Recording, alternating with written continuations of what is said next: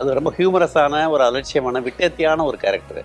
அதுபடி யாரா இருக்கான்னு பார்த்தா ரமேஷ் தான் எனக்கு டக்குன்னு வரேன் மைண்டில் வந்தான். இன்விடேஷன்ல நம்ம பேர் போட்டிருந்தா 4 பேர் வருவாங்கிறது அப்படியா? அந்த 4 பேர் இமீடியட்ல பாத்துறேன். அவர் வந்து ஆரம்ப காலத்தில் விகடனில் நான் பண்ண ஃபர்ஸ்ட் அசைன்மெண்ட்டுக்கு அவர் தான் ஃபோட்டோகிராஃபர்.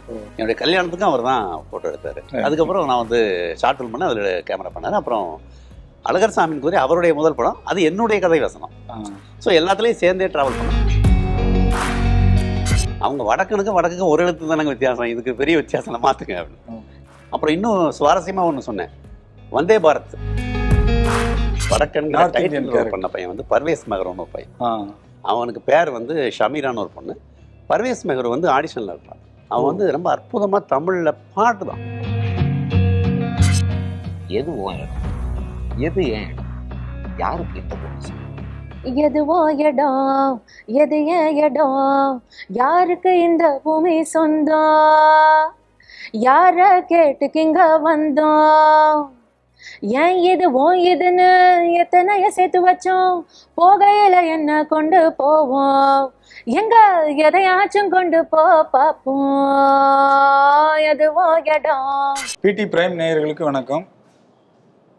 வர 21ஆம் தேதி ரிலீஸ் ஆக போகிறது வடக்கன் இல்லை ரயில்.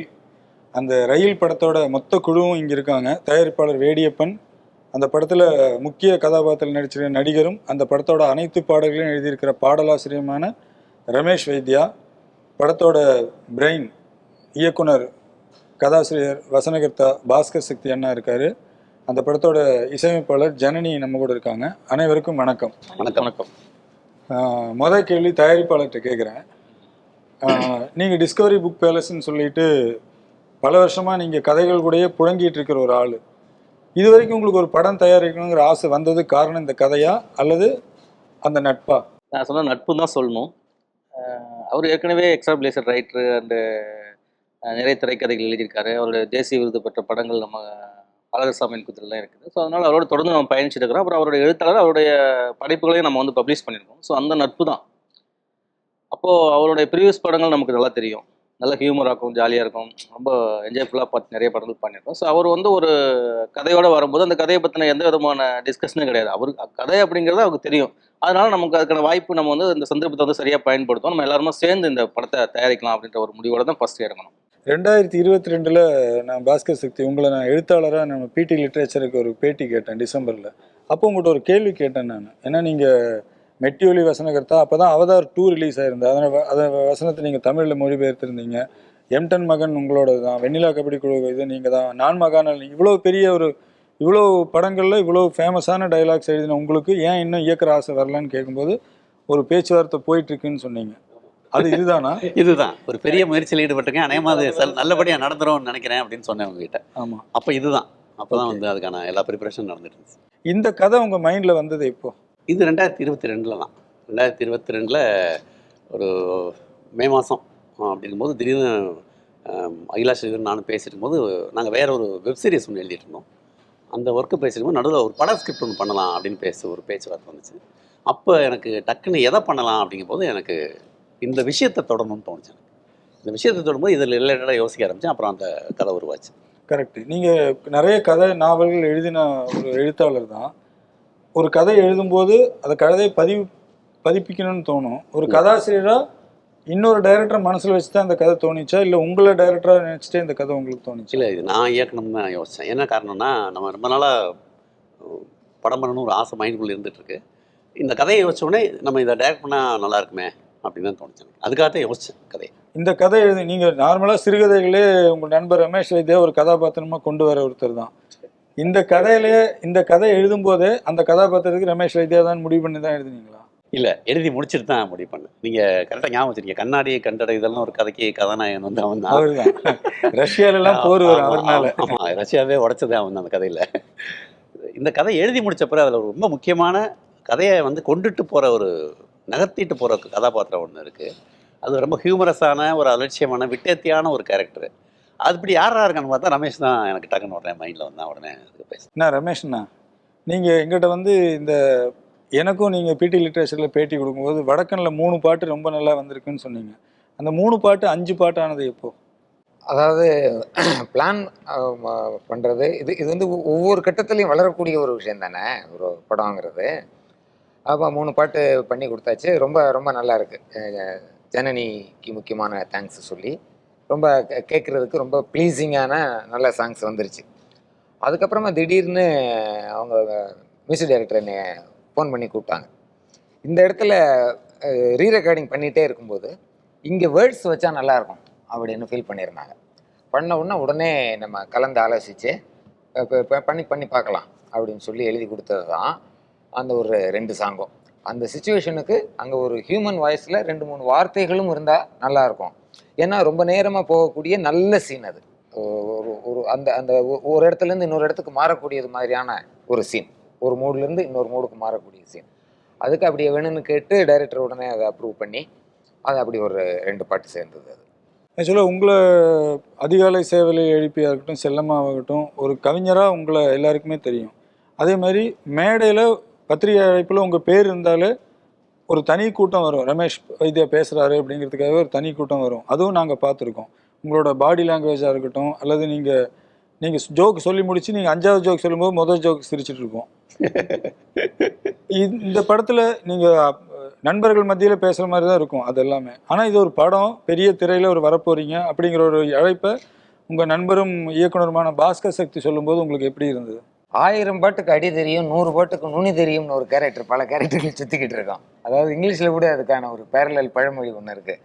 Jack of all arts master of none அப்படிங்கிறது மாதிரி தோராயமாக சொல்கிறோம்னு வச்சுக்கோங்களேன். இங்கிலீஷில் வேகமாக அடிச்சு விட்டோம்னாக்க அது கேட்டு இது இப்படித்தானு கூகுள் சர்ச் பண்ணி நம்ம ஆளுங்க யாரும் பார்க்காம சிரிக்கிறதுனா சிரிச்சிடலாம், முறைக்கிறதுனா முறைச்சிட்டு பேசாமல் இருந்துடலாங்கிறது மாதிரி ஜேக் ஆஃப் ஆல் ட்ரேட்ஸ். அப்படி இருக்கும்போது இந்த விட்டேத்தியா சுத்துற கேரக்டருங்கிறது லைஃப் முழுக்கவே நம்ம ஒன்றும் விட்டேத்தியா இருக்குன்னு நினச்சா வந்தோம்னா எதாக இருந்தாலும் விட்டு ஏற்றுறதுங்கிறதான் நம்ம திட்டம். ஆனால் செயல்படுறதுக்கு இங்கே திறமை இருக்கணும்ல, தன்மை இருக்கணும்ல. அதனால நம்ம வாட்டில் போய் செஞ்சிடுறது. சொன்னீங்கல்ல, இதெல்லாம் எனக்கு இன்று ஒரு தகவல் மாதிரி இன்விடேஷனில் நம்ம பேர் போட்டிருந்தா 4 பேர் வருவாங்கிறது அப்படியா? அந்த 4 பேர் இமீடியட்லாம் பார்த்துறணும். யார் அந்த மற்றொருவர் அப்படிங்கிறது மாதிரி இருக்குன்னு வச்சுக்கோங்க. அதுக்குமே நம்ம போய் ஒரு ஸ்பீக்கிங் அகாடமியில எல்லாம் போய் ஒன்றும் இல்லாமல் என்னமோ தமிழ் வாத்தியார் சொல்லியிருப்பாரு, ஏண்டா மார்க் வாங்க காண வாய்கிலேயே பேசுகிற, பேச்சு போட்டிக்கு போக வேண்டியதானு சொல்லியிருந்திருப்பாரு. அப்படியா, ஏதோ பேச்சு போட்டிக்கு போக சொல்கிறாரு போல இருக்குன்னு சொல்லிட்டு பேச்சு போட்டிக்கு போய் பரிச்சையில் அதில் முதல் பரிசுகளை வாங்கி விட்டு எல்லாமே தான் நடக்கிறதா. நம்மளா ஒன்றும் செய்கிறது இல்லைன்னு வச்சுக்கோங்களேன். நம்ம இது வரைக்கும் நான் என்னென்ன செஞ்சுருக்கேனோ எல்லாமே செய்ய வேண்டிய சூழ்நிலையில் செய்கிறது தான். அது இல்லாமல் இந்த இதில் எல்லாத்துக்குமே ஒரு சாட்சியாக இருக்கக்கூடிய, சாட்சி பூதம்னு சொல்ல முடியாதபடி ஸ்லிம்மாக வேற இருக்காப்புல, கொஞ்சம் பெருசாக இருந்தாருன்னா சாட்சி பூதமாக நிற்கக்கூடிய என் அருமை நண்பர் பாஸ்கர் சக்தின்னு சொல்லி போடலாம். இவர் கூடவே இருப்பார் எப்பயுமே. என்னுடைய அந்த ஆரம்ப காலத்திலிருந்தே, பள்ளி தவிர கல்லூரியிலிருந்தே என்னை பார்க்கக்கூடிய ஆள் தானே. அதனால் இவர் கூப்பிட்டு ஒரு 20 லட்சம் மட்டும் போட்டேன்னு வச்சுக்க, 12 நாளில் 67 லட்சமாக மாற்றி தந்துடுவேன் அப்படின்னு சொல்லக்கூடிய ஆள் இவர் கிடையாது. அப்படி சொல்லிட்டாருன்னா சுதாரிக்கிற ஆளாக நம்ம இருக்கோம். 20 லட்சமே இல்லைன்னு வைங்க, இதெல்லாம் வேற. அதனால் இவர் ஒன்றும் நம்மளை கையை பிடிச்சி பள்ளத்துக்குள்ளே தள்ளி விட்டுற மாட்டார்ல. இப்படி வாப்பான்னு சொல்லும்போது இது ஒரு எக்ஸ்பீரியன்ஸ். அப்படி விழுந்தாலும் அவர் சேர்ந்தானே விழுவாரு. இறுக கையை பிடிச்சிக்கிறோம்ல, நண்பன் வேறு, இப்போ டைரக்டர் வேறு. அதனால கையை இறுக பிடிச்சிக்கிட்டோம்னா தள்ளி விட்டாலும் சேர்ந்து விழுவோங்க அப்படிங்கிற மாதிரி இது ஒரு எக்ஸ்பீரியன்ஸு. பாட்டு எழுத போனோம்னாக்கா அது ஒரு எக்ஸ்பீரியன்ஸ். நம்ம சந்தோஷத்துக்கு அதெல்லாம் எழுதணும். இது புதுசு தான். புதிதற்கான பயம்ங்கிறது நமக்கு இல்லை. என்னன்னா இவங்க பார்த்துப்பாங்க அப்படின்னு சொல்லிட்டு. இவர் இருக்காரு, தேனீஸ்வரர் இருக்காரு, அவரும் கொஞ்சம் பழைய நண்பர் எனக்கு. அதனால என்ன வேணும் இப்போ நேராக இதை கொண்டு போய் யாருக்கும் கையில் கொண்டு போயிடல. நம்மளை கூப்பிடுறாங்க, இந்த வேலையை நடிச்சிருப்பான்னு சொல்கிறாங்க. அப்படியே லைவாகவே போயிட போகிறது இல்லைல்ல. அப்படி போனாலும் என்ன நடக்கும், நம்ம சொதப்பிட்டோம்னா நம்மளை திட்டுவானுங்க, கேலி பண்ணுவாங்க, கிண்டல் பண்ணுவாங்க. அதெல்லாம் வாங்கி தழும்பேறி போய் தானே கிடக்கும்ங்கிறது ஒன்று. நேரடியாக போக போகிறது இல்லைங்கிறது ஒன்று. ஓகேன்னா அப்படி இல்லைன்னா முதல் நாள் ஷூட் பண்ணுவாங்கல்ல, கொஞ்ச நேரத்தில் வாபஸ் வாங்கிக்கிற வேண்டியதுதான், வெற்றிகரமாக வாபஸ் வாங்க வேண்டியதுதான். இந்த அளவுக்கு யோசிக்காட்டியும் இதுதான் மனசுக்குள்ள இருந்திருக்கும். அதே மாதிரி இது ஒரு புது விஷயமா இருக்கு. எப்படி போனீங்க அப்படின்னாக்க எல்லாமே புது விஷயம், இது ஒரு புது விஷயம். ஜனனி, நீங்க உங்களோட சிறு பிராயத்திலேயே தேசிய விருது வாங்கின ஒரு மியூசிக் டைரக்டர். இது திரைப்படத்துக்கு இது ஒர்க் பண்ணுறதுக்காக நீங்கள் கிளாசிக்கில் நிறைய டெவோஷனல் சாங் பண்ணியிருக்கீங்க, பாலமுரளி கிருஷ்ணா வச்சு பண்ணியிருக்கீங்க, எஸ்பிபி சார் வச்சு பண்ணியிருக்கீங்க, ஹரிஹரனை வச்சு பண்ணியிருக்கீங்க. இப்போ இது ஒரு திரைப்படத்துக்கான ஒரு கமர்ஷியலாக போகணும் அப்படிங்கிற பட்சத்தில் என்ன உங்கள் இசையில் நீங்கள் நிறைய வாத்தியங்களை வாசிக்கக்கூடியவரும் கூட நீங்கள் என்ன சேஞ்சுக்கு கொண்டு வந்தீங்க? இது நீங்கள் சொன்ன மாதிரி நான் சின்ன வயசுலேருந்தே இசையில் வந்து ஊறினதுனால எனக்கு வந்து இந்த ஷிஃப்ட் வந்து ரொம்ப பெருசாக எதுவும் தெரியல. ஏன்னா நான் இது வந்து மல்டி ஜானர்ஸ் ஆஃப் மியூசிக்கில் வந்து இத்தனை வருஷம் ஒர்க் பண்ண எக்ஸ்பீரியன்ஸ் வந்து எனக்கு இந்த இடத்துல வந்து கை கொடுத்துச்சு. ஸோ பிஎட் ஒரு ஃபோக்லோர் சப்ஜெக்டாக இந்த ஸ்டோரி அமைஞ்சிருந்தாலும் நிறைய இன்ட்ரெஸ்டிங் எக்ஸ்ப்ளரேஷன்ஸ் வந்து இந்த படத்தில் நான் வந்து ஒர்க் பண்ணியிருந்தேன். ஃபார் எக்ஸாம்பிள் இந்த படத்தில் சார் வித் யோர் பர்மிஷன் ஒரு ஒரு டெத் செரிமனியோட ஒரு சாங் வருது, ஓகேங்களா? ஸோ அப்போ அது வந்து ஒரு ஒப்பாரி ஒருத்தவங்க வந்து பாடுறாங்க. ஸோ அதுக்கு வந்து நான் எப்படி வந்து ஒரு சிம்ஃபனி ஆர்கெஸ்ட்ரா பேக்ரவுண்டை வந்து கொண்டு வர முடியும்? ஸோ அந்த மாதிரியான வந்து பல இன்ட்ரெஸ்டிங் எக்ஸ்ப்ளரேஷன்ஸ் வந்து இந்த படத்தில் எனக்கு அமைஞ்சிருக்குன்னு நான் சொல்கிறேன். பாஸ்கர் சித்தன், இன்னைக்கு ஜூன் 12. ஆமாம், இன்றைக்கி வந்து ஒரு முக்கியமான நாள். அதனால் வந்து இந்த இடத்துல வெளியிலே சொல்லணும். கேமராமேன் என்னுடைய நண்பர் தேனீஸுடைய பிறந்த நாள் இன்னைக்கு. என்ன இன்னைக்கு இந்த இன்டர்வியூ நம்ம கொடுக்குறோம். அவருக்கு நம்ம என்னுடைய சார்பிலும் நம்ம அனைவரின் சார்பிலும் அவருக்கு என்னுடைய மனமார்ந்த பிறந்த நாள் வாழ்த்துக்களை தெரிவிச்சுக்கிறேன். Happy birthday sir. அவர் இந்த படத்துக்குள்ளே வந்தது சொல்லுங்க. அவர் வந்து தானே ஆகணும், அது டிஃபால்ட். ஏன்னா அவர் வந்து ஆரம்ப காலத்தில் விகடனில் நான் பண்ண ஃபஸ்ட்டு அசைன்மெண்ட்டுக்கு அவர் தான் ஃபோட்டோகிராஃபர். அதே போல் என்னுடைய ஷார்ட் ஃபிலிமுக்கு அவர் தான் கேமராமேன். என்னுடைய கல்யாணத்துக்கும் அவர் தான் ஃபோட்டோ எடுத்தார். அதுக்கப்புறம் நான் வந்து ஷார்ட் ஃபிலிம் பண்ண அதில் கேமரா பண்ணார். அப்புறம் அழகர் சாமின்னு கூறி அவருடைய முதல் படம், அது என்னுடைய கதை வசனம். ஸோ எல்லாத்துலேயும் சேர்ந்தே ட்ராவல் பண்ண நான் முதல் படம் பண்ணும்போது அவர் தான். இது இன்னும் சொல்ல போனால் இந்த 10 வருஷம் இடைவெளியில் நானும் அவரும் நிறைய கதைகளை விவாதித்து நம்ம ஒரு படம் பண்ணணும்னு பேசியிருக்கோம் நிறைய. அதுக்கப்புறம் அவர் வெளியில் இது 2-3 படங்கள் பண்ணி ஹிட் ஆகி மலையாளத்துக்கு போய் ஒரு ஃப்ரண்ட் லைன் கேமராமேனாக மாறிட்டார். அப்படிங்கும்போது நான் கொஞ்சம் தயங்கினேன், ஏன்னா பிஸியான நாளை போய் நம்ம தொந்தரவு பண்ணுறோமோ அப்படின்னு. பட் அவர் ரொம்ப வில்லிங்காக வந்து பண்ணார். அவர் வந்தது எனக்கு வந்து ஒரு மிகப்பெரிய ஸ்ட்ரென்த்து. டோட்டலாக கான்ட்ரிபியூஷன் வந்து ஜனனியோட கான்ட்ரிபியூஷன், ஈஸோடைய கான்ட்ரிபியூஷன், எடிட்டர் நாகூரனுடைய கான்ட்ரிபியூஷன், ஆர்ட் டைரக்டர் நம்ம நண்பர் ஒரு காத்துன்னு ஒருத்தர், அப்புறம் அமரன் சார், அவங்க எல்லாருடைய கான்ட்ரிபியூஷனும் ரொம்ப பிரமாதமாக ஒர்க் அவுட் ஆகிருக்கு. படத்தில் சிங் சவுண்டுன்னு ஒன்று பண்ணியிருக்கோம், அது ராஜேஷ் சசீந்திரன் பண்ணார். சிங் சவுண்ட் வந்து ரொம்ப பெரிய ப்ளஸ் இந்த படத்துக்கு. சிங் சவுண்ட் நிறைய படங்கள் பண்ணுறதில்ல, பட் ரொம்ப எக்ஸலண்ட்டாக இருந்திருக்கு. சவுண்ட் டிசைனே படத்தில் ரொம்ப நல்லாயிருக்கும். தயாரிப்பாளர் வேடியப்பன், இந்த படத்தோட ப்ரமோஷன்ஸ் வந்து சோஷியல் மீடியாவில் ரொம்ப நல்லா போயிட்டுருக்குது, நாங்கள் கண்கூடாக பார்க்குறோம். வெளியில் என்ன பேச்சு இருக்குது, உங்களுக்கு என்ன தகவல் வந்தது டீசருக்கும் டைலரும் பார்த்துட்டு? இல்லை, எல்லா வகையிலையுமே எங்களுக்கு வந்து ரொம்ப அது பாசிட்டிவாக தான் இருக்குது. முதல்ல வடக்கன்கிற தலைப்பு வந்து மாற்றப்பட்டது, இப்போ ரயில்னு சொல்லிட்டு தலைப்பு வந்து அந்த மாற்றமே வந்து ஒரு பெரிய விளம்பரமாக மாறுச்சு எங்களுக்கு.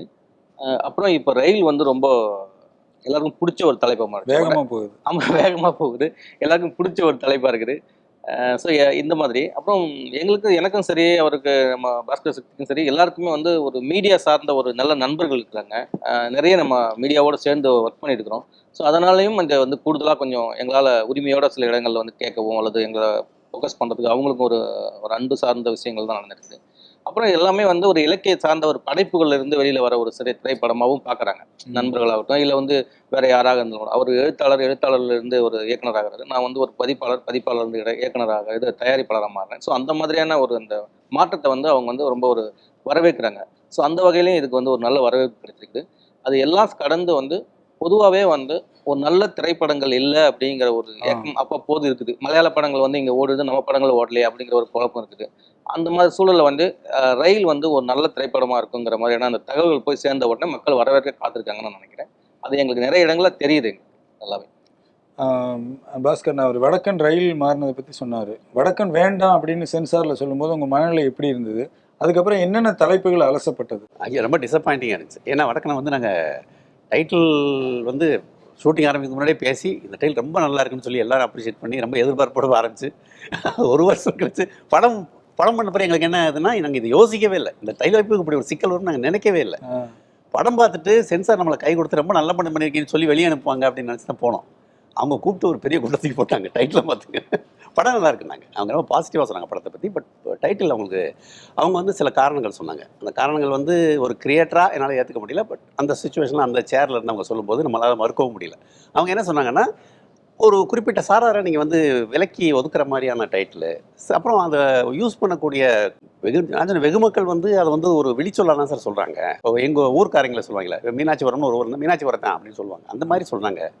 அதில் என்ன தவறு இருக்குது? என்ன இல்லை, அதெல்லாம் ஓகே. பட் ஒரு வெகுஜன மீடியாவில் வந்து நீங்கள் அப்படி இப்போ அது வந்து ஒரு சொல்கிறது ஒரு கிண்டல் பண்ண பதமா பயன்படுத்தப்பட்டதுனால அது வேண்டாம். அதனால வேண்டாம் அப்படிங்கிற மாதிரி சொன்னாங்க. சரின்ட்டு அப்புறம் மாற்றம் அப்படின்னா வேற டைட்டில் சொன்னோம். இல்லை, எனக்கு நீங்கள் ரயில்னு அறிவிச்ச உடனே நான் உங்களுக்கும் சொன்னேன்னு நினைக்கிறேன். வடக்கே போகும் ரயில்னு வச்சிருக்கலாமேன்னு எனக்கு தோணிச்சு. ஏன்னா கிழக்கே போகும் ரயில் ஒரு ரிசம்பிளன்ஸாக இருக்கும் அப்படின்னு. அது நிறைய டைட்டில் பரிசீலித்தோம். அதில் நாங்கள் சில டைட்டில் சொன்னோம், அதையும் அவங்க வேண்டாம்னு சொன்னாங்க. அப்போ எனக்கு இன்னும் கொஞ்சம் என்னடா அது எல்லாத்தையும் என்னென்ன டைட்டில்னு சொல்லுங்க. அது காமெடியாக இருக்கும். ஒன்று வந்து வடக்கு அப்படின்னு வச்சோம். வடக்குங்கிறது ஒரு திசையை குறிக்கிற சொல் தானே, இது ஒன்றும் சொல்ல மாட்டாங்க. அவங்க வடக்குக்கும் ஒரு எழுத்து தானங்க வித்தியாசம், இதுக்கு பெரிய வித்தியாசம் மாற்றுங்க அப்படின்னு. அப்புறம் வந்து வந்தவன் அப்படின்னு வச்சோம். வந்தவனே அவங்க வேணான்ட்டாங்க. ஏன்னா தெரியல, அது அவங்க சொல்லக்கூடாதா யாரும். வந்தவன். அப்புறம் அந்த படத்துல வந்து அந்த நார்த் இந்தியன் கேரக்டர் வந்து செவத்தவன் பட்டப்பெயர் வச்சு கூப்பிடுவாங்க. செவத்தவன் சொன்னா அதுவும் ஒத்துக்கல. அப்புறம் இன்னும் சுவாரஸ்யமா ஒன்று சொன்னேன், வந்தே பாரத். நல்லா இருக்கு, நான் பிடிக்கும் எல்லாருக்கும். இல்லை வேண்டாங்க சாரின்ட்டாங்க. அப்புறம் எனக்கே சோர்வாயிருச்சு, என்னடா அப்படின்ட்டு ரயில்ங்கிற டைட்டில் லிங்குசாமி சார் சொன்னார். அது வந்து ரொம்ப பிடிச்சிருச்சு. அவர் சொன்னார் ரொம்ப ஷார்ப்பாகவும் ஸ்வீட்டாகவும் இருக்கும் வைங்க அப்படின்னாரு. அவருடைய சஜஷன் உடனே சந்தோஷமாக ஒத்துக்கிட்டேன். என்னென்னா ரயிலுங்கிறது வந்து இதில் ஒரு குறியீடு. இப்போ படம் பார்க்குறவங்க வந்து என்னடா படத்தில் ரயிலையே காண, இவங்க ரயில் பேர் வச்சுக்க நினைக்கலாம். ரயிலுங்கிறது இடப்பெயரோட குறியீடு. நார்த் இந்தியன்ஸ் இங்கே வந்து நிறைய வேலைக்கு வராங்க, அவங்க ரயில் வழியாக தான் வராங்க. ஸோ ரயில் தான் இணைப்பு பாலமாக இருக்குது. ஸோ ஒரு சிம்பாலிக்கான ஒரு டைட்டிலாக ரயில். ஆனால் ரயில்னு வந்தப்போ ரொம்ப டக்குன்னு பிக்கப் ஆகிடுச்சு. அதுக்கு காரணம் மீடியா நண்பர்கள் தான். நான் வந்து அவங்களுக்கு தான் பெரிய தேங்க்ஸ் சொல்வேன். ஏன்னா வேறு எந்த ஒரு தயாரிப்பாளருக்கும் இந்த பேர் மாற்றங்கிறது ஒரு பெரிய பிரச்சனையாக இருந்திருக்கும். அதை கொண்டு போய் சேர்க்கறதுக்கு ரொம்ப தவிச்சு போயிருப்பாங்க. பட் மீடியா நண்பர்களுடைய உதவினால அது உடனடியாக எல்லாருக்கிட்டையும் ஸ்ப்ரெட் ஆயிடுச்சு. எனக்கு ரொம்ப ஆச்சரியமா இருந்ததுன்னா இந்த டைட்டில் ஏன் இது வரைக்கும் யாரும் வைக்கவே இல்லை அப்படின்னு தோணுச்சு எனக்கு. உண்மையாக யாராவது வச்சிருந்து வாங்கினீங்களா? இல்லை, இந்த டைட்டில் பதிவு பண்ணப்படலையா? வைக்கல. அதுதான் ஒரு சுவாரஸ்யமான ஒரு பிரச்சனை. அது எனக்கு ஆச்சரியமா இருந்தது, எப்படி ரயிலுங்கிறத விட்டாங்க அப்படின்னு. இல்லை, அது அப்படிதான் சமயங்களில் பக்கத்துலேயே இருக்கிற ஒரு நல்ல விஷயம் நமக்கு தெரியாதுல்ல, அந்த மாதிரி இந்த டைட்டில் விட்டுட்டாங்கன்னு நினைக்கிறேன். நாங்களே ரயிலை ஒட்டி என்னென்ன இப்போ வந்தே பாரத் வரைக்கும் யோசிச்சார்ல, சென்ட்ரல் ஸ்டேஷன்லாம் யோசிச்சோம்ல, ரயில்னு யோசிக்கல. கடைசியா லிங்குசாமி சார் சொல்லும் போது தான் இதை நம்ம எப்படி மிஸ் பண்ணணும்னு தோணுச்சு எனக்கு. படத்தோட நடிகர்களை பற்றி சொல்லுங்கண்ணா. நடிகர் வந்து லீடு வந்து குங்குமராஜன் ஒரு பையன். அவர் வந்து பரீட்சா ஞானியோடைய பரீட்சா குழுவில் இருந்தான். அப்போ எனக்கு தெரியும். அவர் வந்து இப்போ கூத்துப்பட்டையில் இருக்கார். இந்த படத்துக்கான லீடு தேடும்போது அவரை ஃபிக்ஸ் பண்ண ரொம்ப நல்லா பண்ணியிருக்காரு. ஆக்சுவலாக அவர் கோயம்புத்தூர் சைடை சேர்ந்தவர். அவரை தேனி ஸ்லாங் பேச வைக்கிறதுக்காக ஸ்லாங் ட்ரைனிங் கொஞ்சம் கொடுத்தான். அதுக்கப்புறம் ஹீரோயின் வந்து ரொம்ப குறிப்பிட்டு சொல்ல வேண்டிய ஒரு ஹீரோயின். அவங்க வந்து வைரமாலான அவங்க பேர். அவங்க தேனி பகுதியை சேர்ந்தவங்க தான். பாரதி ராஜா சாருடைய அறிமுகம் அவங்க. அவங்க வந்து அவருடைய தெக்கத்தி பொண்ணு சீரியலில் சின்ன பொண்ணாக நடித்தவங்க. அப்புறம் அன்னக்கொடியும் கொடிவேர்னு ஒரு படம் பண்ணாரு. அதில் அந்த பொண்ணு நடிச்சிருக்கு ஹீரோயினோட ஃப்ரெண்டாக. அந்த பொண்ணுக்கு நல்ல இயல்பான ஒரு நடிப்பு, மொழி வளம் எல்லாமே இருக்குது. பாவனை, பேசுறது, எக்ஸ்பிரஷனு நல்லா இருந்துச்சு. ஆடிஷனில் பார்த்து செலக்ட் பண்ணோம். ரொம்ப நல்லா பண்ணியிருக்கேன் அந்த பொண்ணு. இந்த படத்தில் வந்து கதையை தாங்குகிற ஒரு முதுகெலும்பு மாதிரியான கேரக்டர் ஹீரோயின் கேரக்டர். ஒரு சும்மா டம்மி கிடையாது ஹீரோயின். ஹீரோயின் வந்து படத்தோட சோல் இந்த படத்தில். அந்த கேரக்டர் அந்த படம் ரொம்ப நல்லா பண்ணியிருக்கு. அப்புறம் ரமேஷ் வித்யா கேரக்டர் நீங்கள் சொல்லவே வேணாம். வந்து படத்தை வந்து என்டர்டெயின் பண்ணக்கூடியவரும் அவர் தான், படத்தில் சில பிரச்சனைகள் உருவாக்கக்கூடியவரும் அவர் தான். ஸோ இப்படி ஒரு கேரக்டர் சொல்லவே வேண்டாம் சொன்னதுக்கு ஒரு காமெடி யோசிச்சுக்கிறாரு. அப்புறம் ரொம்ப ரொம்ப முக்கியமாக சொல்ல வேண்டியது இந்த வடக்கன் பண்ண பையன் வந்து பர்வேஸ் மெஹ்ரான்னு ஒரு பையன். அவனுக்கு பேர் வந்து ஷமீரான்னு ஒரு பொண்ணு. பர்வேஸ் மெஹ்ரா வந்து ஆடிஷனில் இருப்பான். அவன் வந்து ரொம்ப அற்புதமாக தமிழில் பாடுவான். பாடுவான்னா கற்றுக்கிட்டு நல்ல குரல் அவனுக்கு. ஹிந்தி பாட்டு நல்லா பாடுவான், தமிழ் பாட்டு பாடுவான். ரொம்ப இனிமையான ஒரு ஆள், லவபிளான ஒரு ஆள். அப்படி ஒரு கேரக்டர் தான் தேவைப்பட்டுச்சு படத்துக்கு.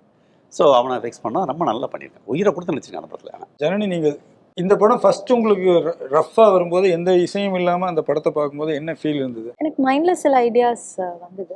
ஸோ இந்த சப்ஜெக்ட் ஓரியன்டாக ஒவ்வொரு சீனுக்கும் நம்ம எப்படி மியூசிக்கில் இன்டர்பிரேட் பண்ணால் இந்த படத்துக்கு என்ஹான்சிங்காக இருக்குன்ற மாதிரி நிறைய ஐடியாஸ் வந்தது.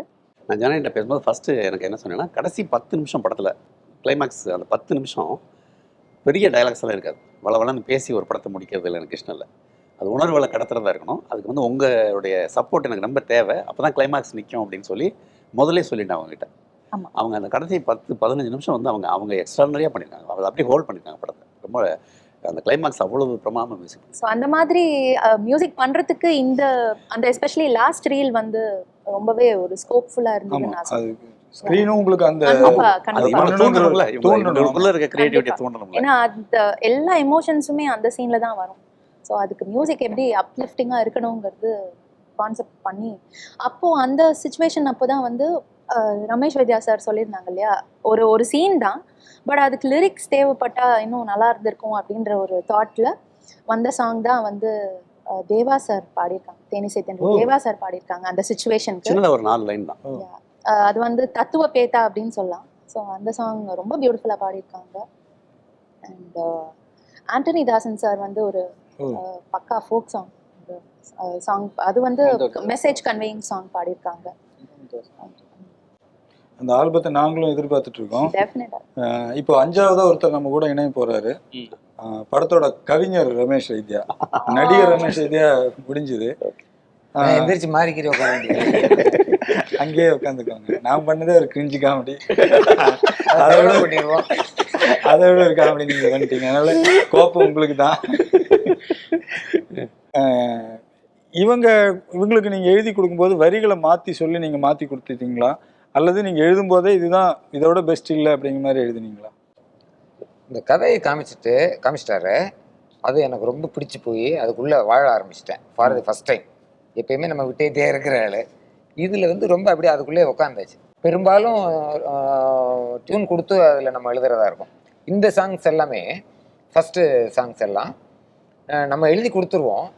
அவங்க டைரக்டரை அப்ரூவ் பண்ண உடனே அவங்கள்ட்ட போயிடுச்சுனாக்க அவங்க அதை உட்காந்து எப்படியாவது அதுக்குள்ளே வைக்கணும், வச்சுட்டு லிரிக்ஸுக்கு மியூசிக் போட்டிருக்காங்க. இது கொஞ்சம் முன்னால் உள்ள பழைய பாரம்பரியம், அது கண்டினியூ ஆயிருக்கு. அப்புறம் அந்த கடைசி 2 பாட்டு தான் அவங்க சொன்னதுக்கு நம்ம டியூனுக்கு நம்ம எழுதுனது. அதில் என்னன்னா இவங்களோடையும் நான் பயணம் பண்ணிக்கிட்டு இருக்கேன். அப்புறம் பாட்டு எழுதுறதுங்கிறது ரொம்ப இயல்பாகவே அது ஒரு இயல்பான ஒரு காரியம் மாதிரி இருக்கிறதுனால இதில் கொஞ்சம் மாத்திரை மாறி இருக்கு, கொஞ்சம் எக்ஸ்ட்ரா 2 சொல் இருக்கு, 2 அசை இருக்கு அப்படிங்கிற பிரச்சனை எல்லாம் பொதுவாகவும் வராது. இவங்கள்ட்ட எழுதும்போதும் எனக்கு வரவே வராது. அதனால அதெல்லாம் ஈஸி கோயிங்காகவே போயிடுச்சு. நீங்கள் ஒரு பல பாடல்களை நீங்கள் மனப்பாடமாக சொல்கிற ஆள், இதில் எழுதியிருக்கிற சில வரிகளை எங்களுக்காக சொல்லுங்களேன். டைரக்டர் அனுமதிச்சா ஒரு ஒரு ஒரு சீன் மாதிரி வச்சுக்கோங்களேன். நம்ம மைண்டில் ஒரு ராஜகிரண் பேசுகிறாருன்னு வச்சுக்கோங்க.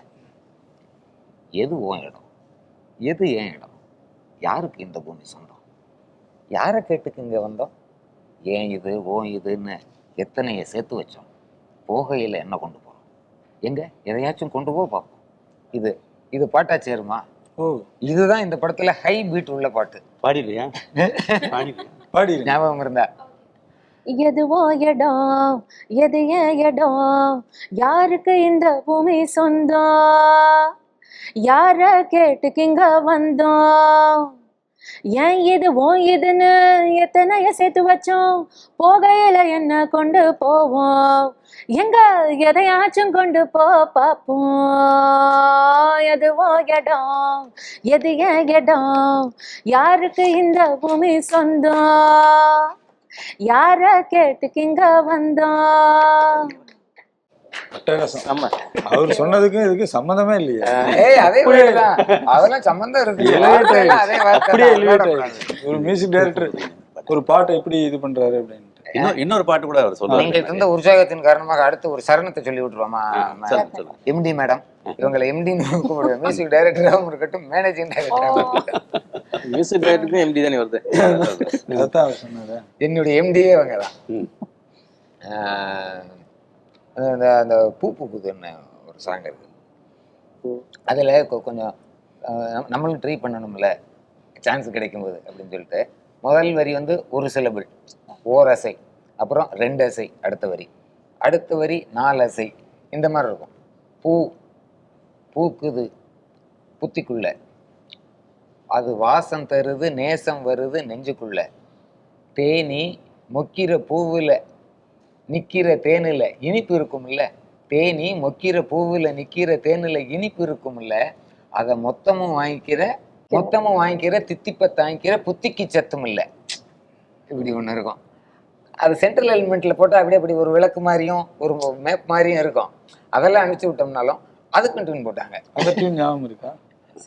பூ பூக்குது ஹையையா, நல்ல பாசம் வருது, கூச்சம் தருது பைய பைய, தேனி மொக்கிற பூவில் நிக்கிற தேனில இனிப்பு இருக்குமல்ல, அத மொத்தமும் வாங்கிற திட்டி பார்த்தாங்கிற புத்திக்கு சத்தும் இல்ல பூ பூக்குது புத்திக்குள்ள. மியூசிக்ங்கிறது வேறதான். புரியுது. என்ன பேசினாலும் சரி. ஆமாம். உங்களோட எல்லா படங்கள்லையும் நான் சொன்ன மாதிரி பரோட்டா காமெடியாக இருக்கட்டும், அல்லது ரொம்ப சீரியஸான வெண்ணிலா கபடி, நான் மகான், நல்லா அழகு, எல்லாத்துலேயுமே ஒரு சின்ன ஹியூமர் இதாகும். ஆமாம். பீக்காக எடுத்துக்கிட்டால் எம்டன் மகனை கூட சொல்லலாம். ம்.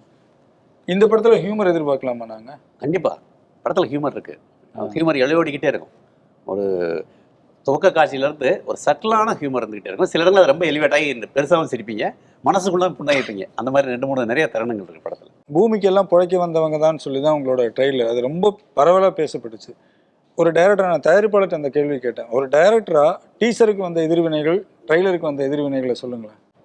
டீசர் பார்த்துட்டு நிறைய பேர் ஃபோன் பண்ணி வைய ஆரம்பிச்சிட்டாங்க. என்னப்பா இதை எடுக்கிறதுக்கு எதுக்குப்பா நீ வந்து படத்தை பண்ணணும் அப்படின்லாம் கேட்டாங்க. இதை எடுக்கிறதுக்கு எதுக்கு ஒரு எழுத்தாளர் பாஸ்கர் சக்தி வந்து எதுக்கு இந்த மாதிரி ஒரு துவேஷமான படத்தை எடுத்திருக்காரு அப்படின்ட்டு எல்லாரும் கண்ணப்பண்ணு திட்டினாங்க சோசியல் மீடியாவில். ஒருத்தர் அடிக்கணும்லாம் போட்டிருந்தார் ஒரு பின்னோட்டத்தில்.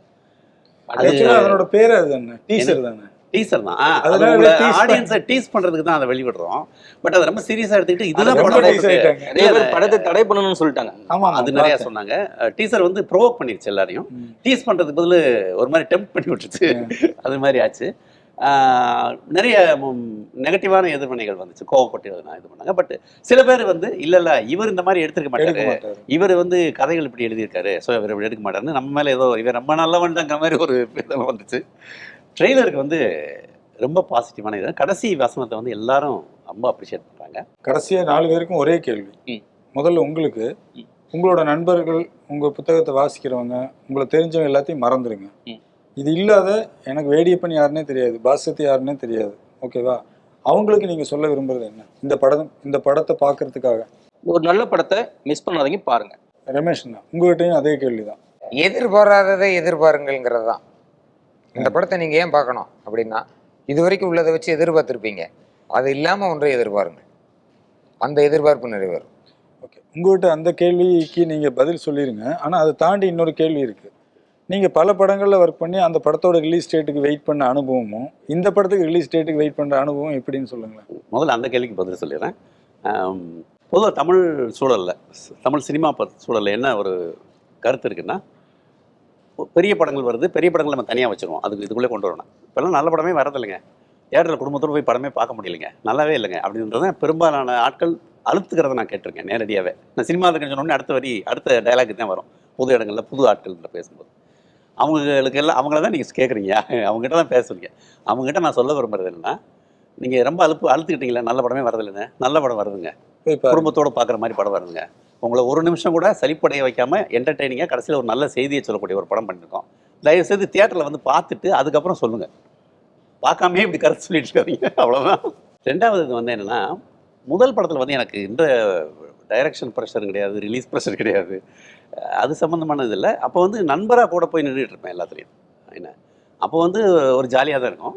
இப்போவும் வந்து நான் மனநிலையை தக்க வச்சிட்ருக்கேன், அந்த மனநிலையை. பட் என்னென்னா, அடிஷ்னலாக ஒரு சின்ன பொறுப்புணர்ச்சி இருக்குது. இப்போ இந்த படம் வந்து ஹியூமனிட்டி, அதாவது ஒரு மனுஷங்களா வந்து, அதுவும் இப்போ டைம்ஸ் ஆர் சேஞ்சிங், இப்போது உலகம் வந்து எதையோ நோக்கி பயணிச்சுட்டு இருக்கோம் நம்ம, ஒரு பேரழிவு, ஒரு அழிவு.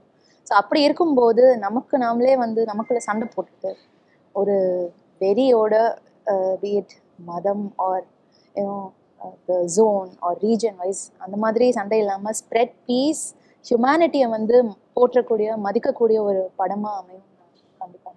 மிக்க நன்றி. இந்த படம் வந்து இன்னும் பலராலும் பேசப்பட்டு இந்த படத்தோட வெற்றிக்காக இன்னொரு தடவை நம்ம எல்லாம் மீட் பண்ணுவோம் அப்படின்னு நான் ஆசைப்படுறேன். அனைவருக்கும் நன்றி. நன்றி. நன்றி.